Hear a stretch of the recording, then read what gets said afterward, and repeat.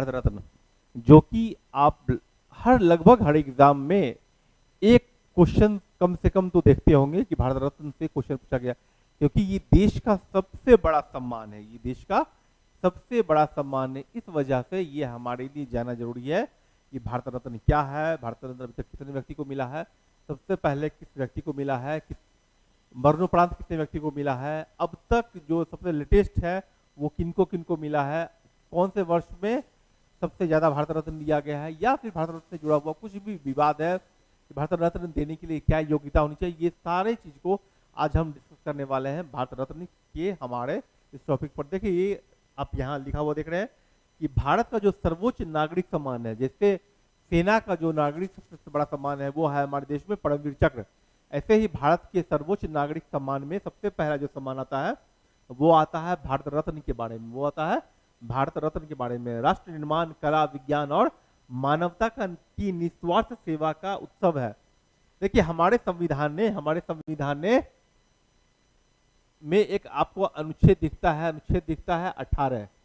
क्या दिखता है? अनुच्छेद आपको 18 दिखता है, अनुच्छेद 18 दिखता है। ये अनुच्छेद 18 क्या कहता है कि उपाधियों का अंत, ये दिखाता है आपको उपाधियों का अंत, ये दिखाता है आपको उपाधियों का अंत, उपाधि का अंत दिखाता है ये अनुच्छेद आपको। लेकिन साथ ही साथ हम जानते हैं उपाधियों का अंत आप पढ़ते हैं, लेकिन उसके बाद भी उपाधियों का अंत क्या था कि 1947 तक, जब तक हमारा देश आजाद नहीं हुआ था, तो ब्रिटिश सरकार बहुत सारे भारतीयों को बहुत सारी तरह की उपाधियां प्रदान करती थी, खासकर जो ब्रिटिश सरकार को किसी न किसी रूप से हानि नहीं पहुंचाते थे, कम से कम लाभ पहुंचाई हानि नहीं पहुंचाते थे।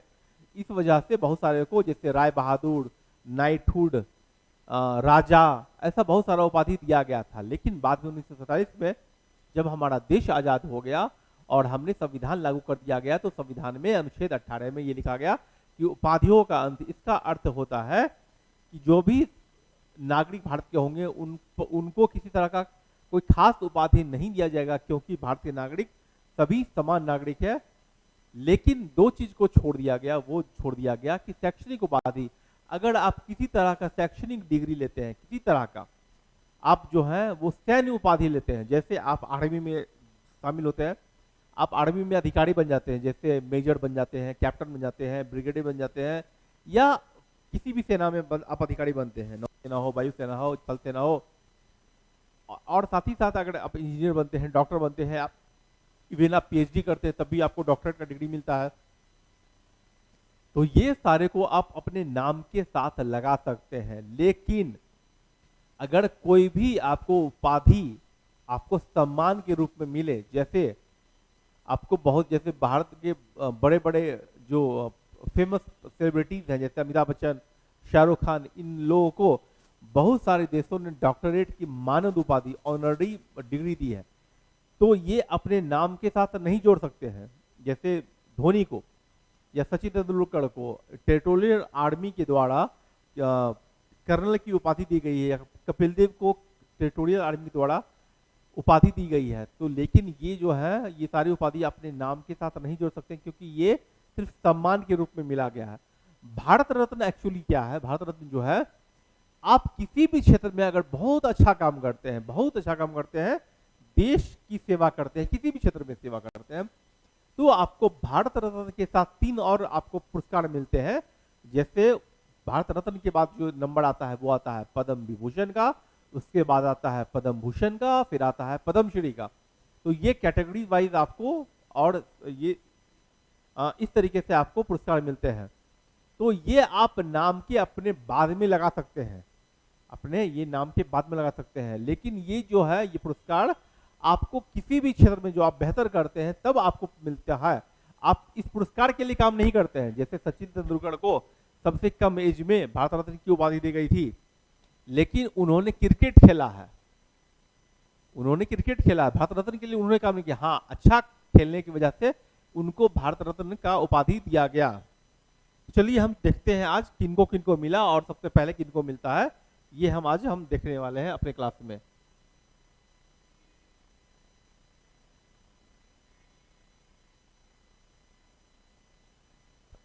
अब देखिए, जैसे आपके मैंने बताया कि भारत में जो पुरस्कार है, भारत का जो सम्मान का पिरामिड है, उसमें सबसे ऊंचा जो है वो है भारत रत्न। वो असाधारण सेवा और सर्वोच्च कोटि का प्रदर्शन करने के लिए आता है। दूसरा आता है पद्म विभूषण। पद्म विभूषण मिलता है असाधारण और विशिष्ट सेवा के लिए। तीसरा आता है पद्म भूषण, जिसको बोलते हैं उच्च कोटि की विशिष्ट सेवा। और सबसे नीचे इसमें इस कैटेगरी में है वो है पद्मश्री, कि विभिन्न क्षेत्रों में आप विशिष्ट योगदान दिए, आप किसी क्षेत्रों में विशिष्ट योगदान देते हैं तो आपको दिया जाता है। ये जो है इस तरीके से दिया जाता है कि बहुत सारे लोगों को पद्मश्री मिलता है, फिर बाद में हो सकता है उनको पद्म विभूषण या पद्म भूषण मिल जाए, या फिर बाद में हो सकता है उनको भारत रत्न मिल जाए। इस तरीके से बहुत सारे लोगों को पुरस्कार दिया जाता है। बहुत सारे व्यक्ति को सीधे सीधे भारत रत्न मिल जाता है, ऐसा देखा गया है। भारत रत्न जो है वो सिर्फ भारतीय व्यक्ति को नहीं, विदेशी नागरिकों को भी कुछ समय में कुछ बार दिया गया है, वो भी आज हम देखेंगे। चलिए चलते हैं आगे।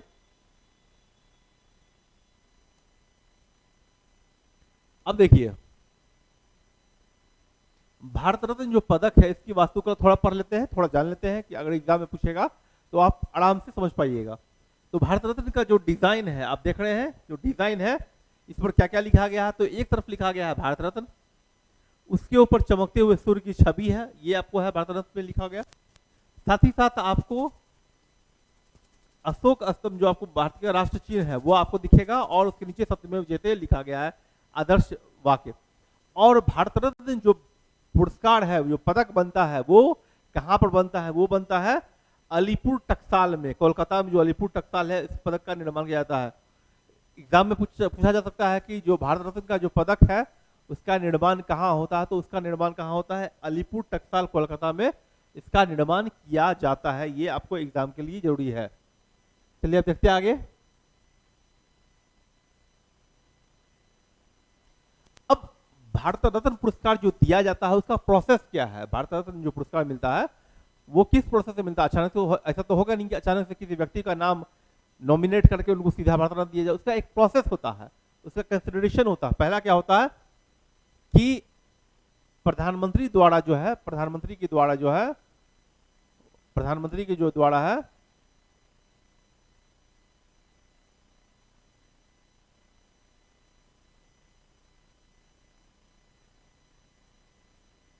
देखिए उसका क्या प्रोसेस है कि प्रधानमंत्री के द्वारा पहले सिफारिश की जाती है, प्रधानमंत्री के द्वारा पहले सिफारिश की जाती है, उसके बाद उसको राष्ट्रपति को प्रस्तुत किया जाता है। उसके बाद राष्ट्रपति के हस्ताक्षर वाली प्रमाण पत्र की प्राप्ति होती है, और इसकी स्थापना हुई थी 2 जनवरी 1954 में। भारत रत्न या बाकी जो पुरस्कार है उनकी स्थापना कब हुई थी? 2 जनवरी 1954 में। और पात्रता क्या चाहिए? बिना किसी जाति, व्यवसाय, पद या लिंग के भेद के।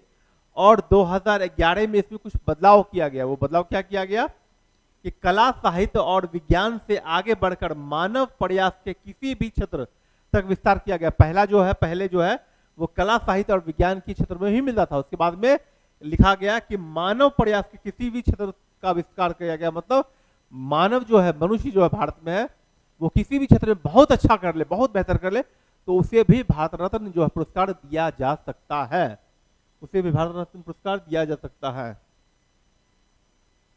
अब देखिए इसमें क्या है, भारत रत्न जो पुरस्कार है इसमें इनको मिलता क्या क्या है। पहला है कोई मौद्रिक लाभ नहीं, कोई पैसा आपको नहीं मिलता। यहाँ पर पुरस्कार मिलता है लेकिन कोई पैसा नहीं। नोबेल पुरस्कार में पैसा भी मिलता है, लेकिन यहाँ पर आपको पुरस्कार पैसा नहीं मिलता है। यहाँ पर राष्ट्रपति द्वारा सनद और पदक मिलता है। राष्ट्रपति द्वारा एक आपको सर्टिफिकेट और एक पदक मिलता है, प्लस आपको जो है राजनयिक पासपोर्ट की पात्रता, जो आपको डिप्लोमेट पासपोर्ट मिलता है। पासपोर्ट जो आपका साधारण पासपोर्ट नहीं रहता, आपको एक डिप्लोमेट पासपोर्ट मिलता है। साथ ही साथ राज्य यात्राओं के दौरान आपको राज्य अतिथि का, आप जो है स्टेट गेस्ट का ले जाते हैं। फिर एयर इंडिया में जो कि सरकारी आपको हवाई यात्रा है, वहां पर छूट मिलती है। साथ ही साथ आपको भारतीय वरीयता क्रम, जिसको ऑर्डर ऑफ प्रेसिडेंस कहते हैं, उसमें 7वां स्थान मिलता है, उसमें आपको 7वां स्थान दिया जाता है। और साथ ही साथ अनुच्छेद 18 के तहत नाम के आगे पीछे उपाधि के रूप में प्रयोग करना वर्जित है, लेकिन आपको फिर भी भारत रत्न से सम्मानित, आपको भारत रत्न आपके नाम के पीछे लगा सकते हैं।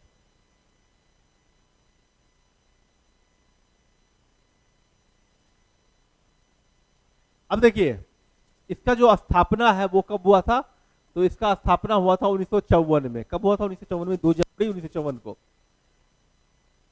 पुरस्कार शुरू हुआ मिलना।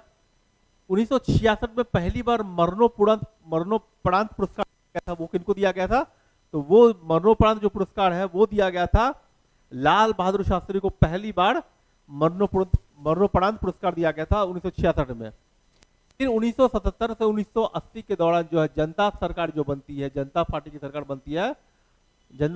बनती है, उसने इसमें रोक लगा दिया था कि नहीं मिलना चाहिए, इससे लोगों में भेदभाव होता है। लोग जो है वो कुछ लोग जो है सामान्य नहीं होके बड़े हुए, मतलब लोगों के बीच में भेदभाव करने का एक जरिया है। लेकिन बाद में फिर से चालू कर दिया गया। फिर दूसरा जो है वो संवैधानिक वैधता का चुनौती मिला था। फिर 1992 से 95 तक इसको रोक दिया गया था। और एक विवाद क्या है कि सुभाष चंद्र बोस वाला विवाद में, सुभाष चंद्र को उस समय की सरकार ने मरणोपरांत पुरस्कार भेजा गया था, लेकिन सुभाष चंद्र बोस के मरने का कोई भी खोज खबर नहीं है, एग्जैक्ट नहीं है। इस वजह से परिवार ने लेने से इनकार कर दिया। मरणोपरांत पुरस्कार लेने से परिवार ने इनकार कर दिया। चलिए अब देखते हैं आगे।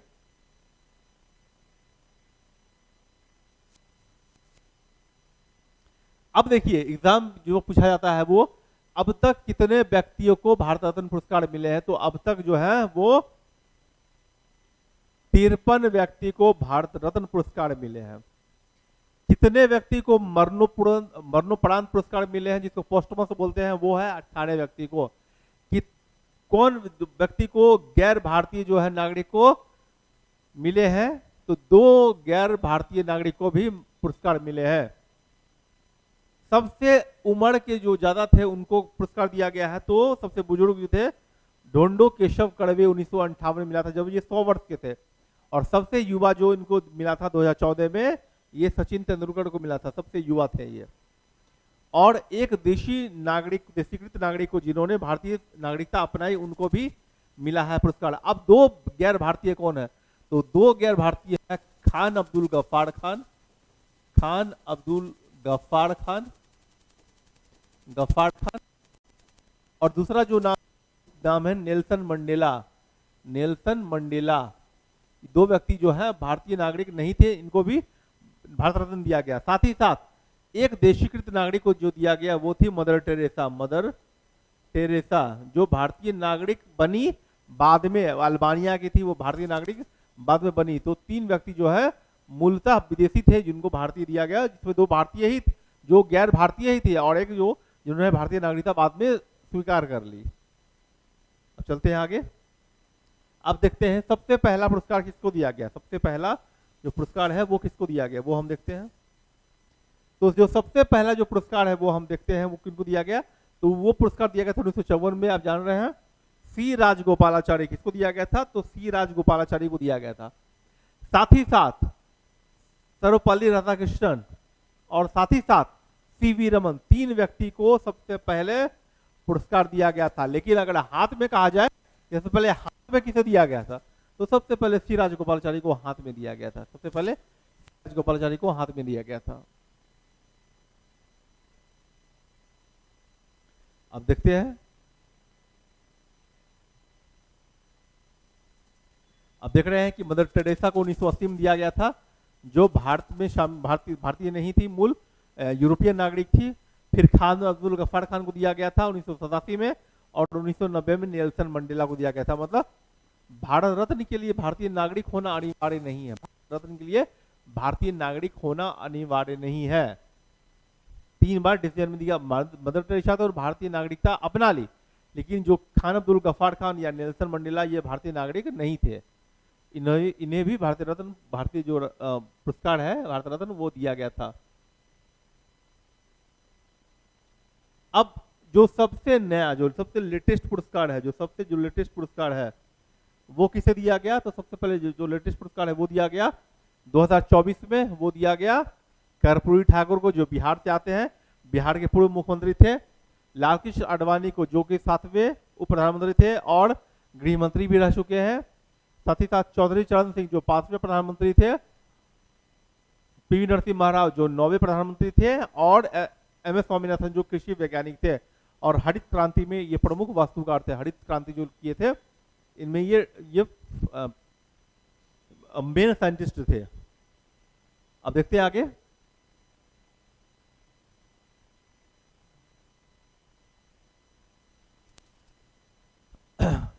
पहले जो भारत रत्न है उसका नाम क्या था, उसका नाम अलग अलग था। पहला क्या था, किसको पहला कहा था, पहला वर्ग, दूसरा वर्ग, तीसरा वर्ग।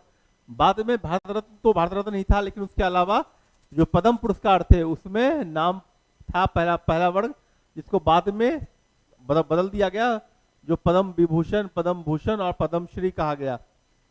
तो ये जो पुरस्कार हैं, ये पुरस्कार जो है ये सरकारी कर्मचारी, डॉक्टरों और वैज्ञानिकों को छोड़कर कोई भी पात्र नहीं होता है।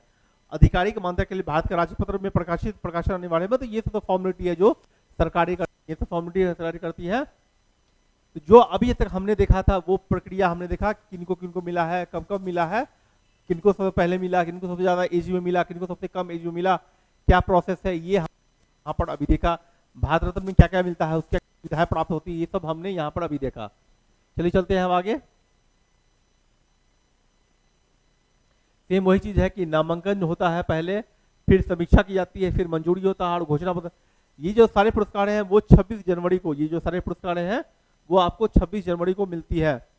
और 2025 में जो है पद्म विभूषण दिया गया, 2025 में, अभी तो 26 आ गया है, तो आप 26 वाला भी पढ़ सकते हैं। तो ये हमारा आज का जो टॉपिक है, हमारा जो टॉपिक आज का है, देखिए पद्म विभूषण, पद्म भूषण और पद्मश्री में थोड़ा बहुत अंतर है।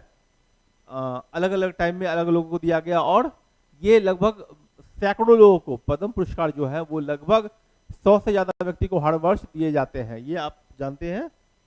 और ये है कि आप जो पुरस्कार है वो पुरस्कार क्या है, सारे पुरस्कार वो क्या है, ये केवल सम्मान, धातु के पदक नहीं है, निस्वार्थ सेवा, कलात्मक उत्कृष्टता, वैज्ञानिक नवाचार और राष्ट्र निर्माण में जीवन भर के समर्पण का प्रतीक है। मतलब आप किसी भी क्षेत्र में जो भारत में अगर बेहतर काम करते हैं, मानव सेवा के लिए काम करते हैं, उससे लोगों को लाभ होता है, तो आपको ये सारे पुरस्कारें मिल सकती हैं। तो कोई व्यक्ति अगर चाहे अपने जीवन में काफी आगे बढ़े, काफी अच्छा काम करे, समाज सेवा के लिए काम करे, या जो भी काम करे उससे लोगों को लाभ हो सके, तो ये सारे पुरस्कारें उनको मिल जाती है, ये सब देखा गया है। चलिए मिलते हैं अगले क्लास में। ये सारे जो टॉपिक है, इसका जो नोट इंपॉर्टेंट आपको लगेगा वो नोट डाउन करके आप अपने एग्जाम के लिए नोट डाउन कर लीजिए, जो कि एग्जाम में आप रिवाइज कर लीजिएगा, तो आप एग्जाम में क्वेश्चन को सॉल्व करवाइएगा। चलिए मिलते हैं अगले वीडियो में, तब तक के लिए थैंक यू।